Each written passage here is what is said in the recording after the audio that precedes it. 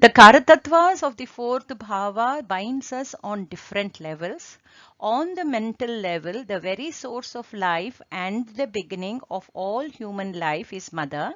Mother provides the emotional security, our first food, clothing and shelter, gives us a security and feel wanted. When there is a stability in mother's house, the native will have good emotional nature, will be grounded, have a pleasant personality, which is the basis of all happiness in human life.